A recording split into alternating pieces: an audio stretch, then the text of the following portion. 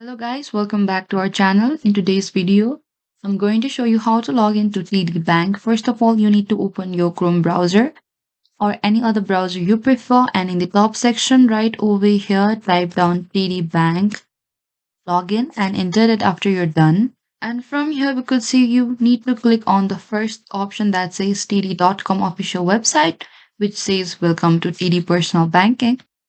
And here we could see we just landed to the TD official homepage, and in the top right corner over here there's a login option. You have three options over here. We could see the easy web broker or US banking, so you can click on as you prefer.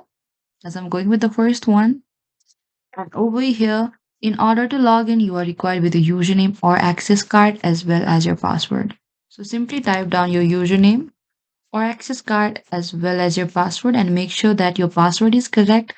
And after that, click on the login option right over here, and then you'll be successfully logged into your TD banking. Thank you for watching this video. I hope I could help you. Don't forget to like, subscribe, and hit the bell notification icon for more upcoming uploads.